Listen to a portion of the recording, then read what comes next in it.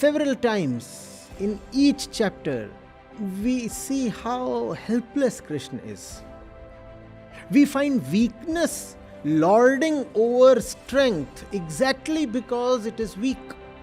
Srimad Bhagavad Gita is an epic struggle, and Krishna is the struggler. It all tugs at your heartstrings. It's actually a song, as much of melancholy as of wisdom. And that's the reason I love the Gita.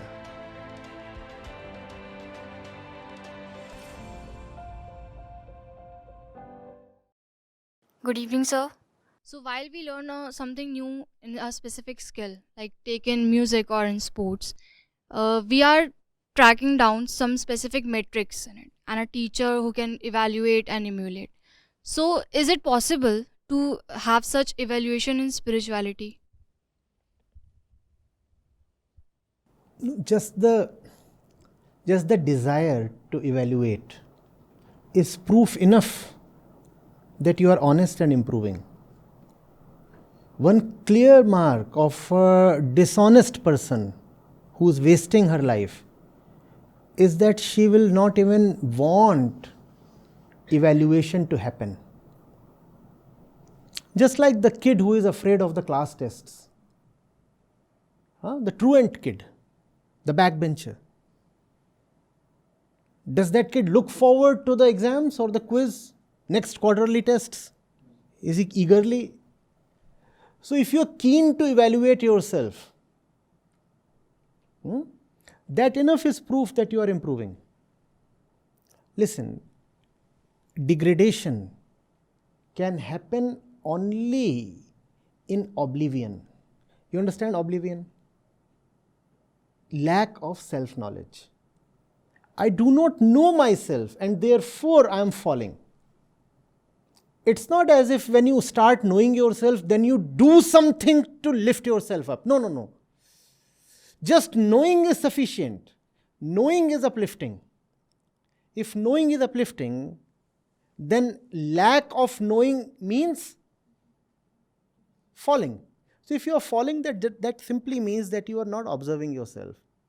This evaluation that you talked of is simply lack of observation. If you just keep an eye on yourself, that itself means that you are doing well.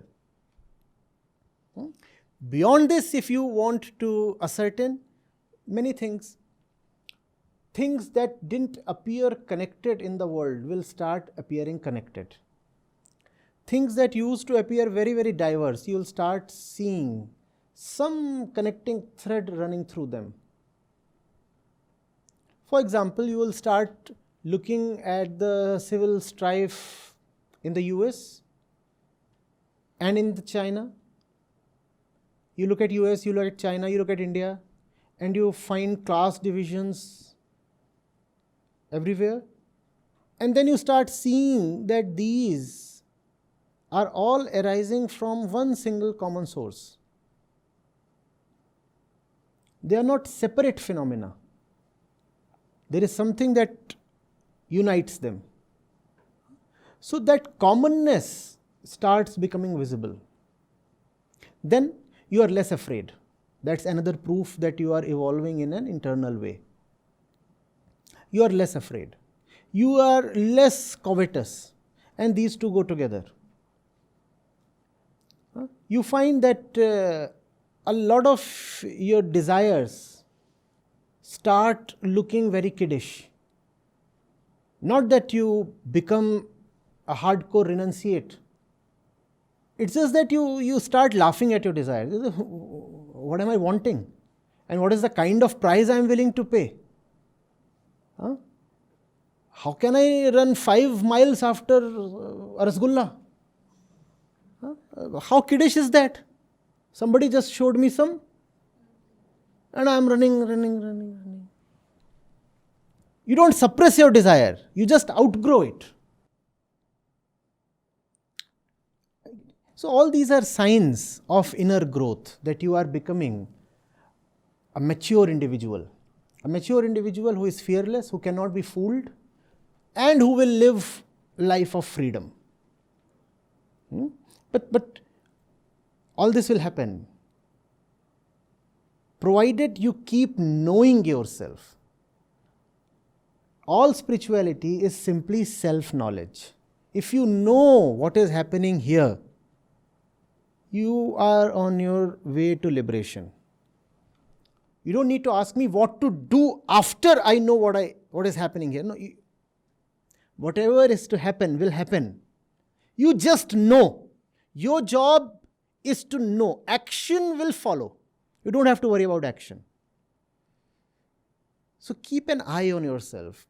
Be very vigilant about your impulses, instincts, emotions. As a young woman especially, you must know where your emotions are coming from.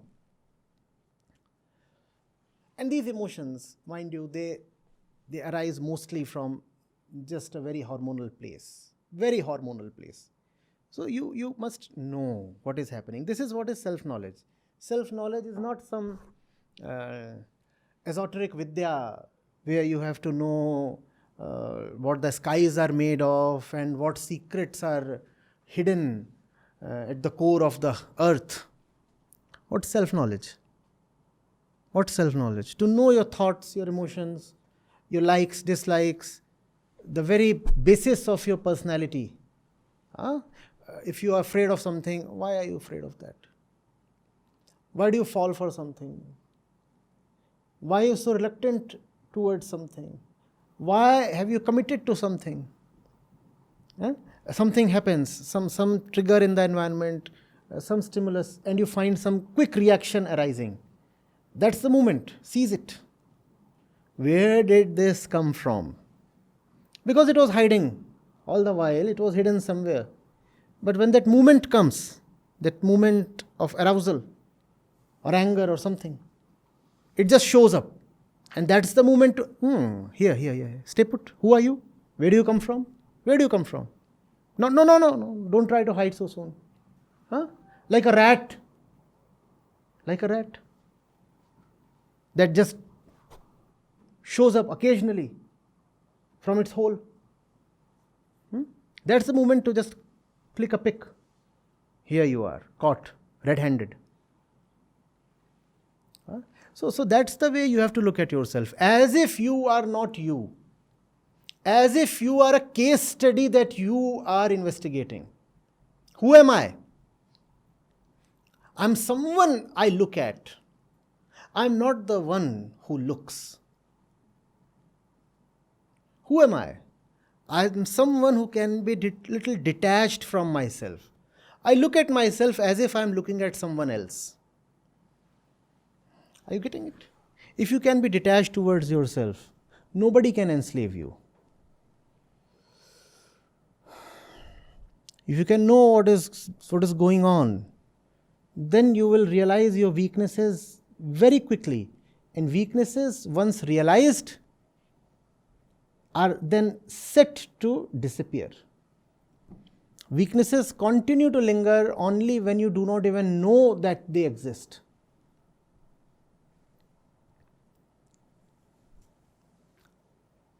And especially because you are a woman, you have to be doubly careful. Because life, unfortunately, is doubly harsh on this one gender. If you are not discreet, not careful, there are just too many wolves out there waiting to gobble you up. All kinds of wolves, not necessarily in person, institutions.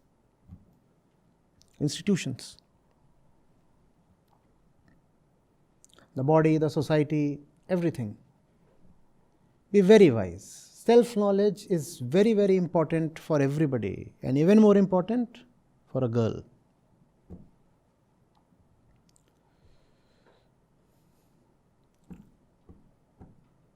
The boys don't like that when I say that.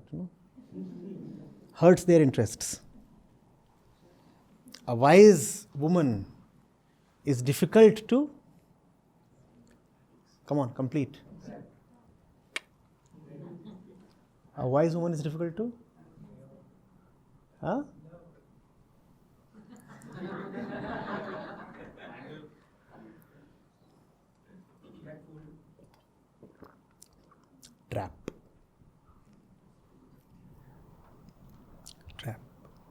So is a wise man, by the way.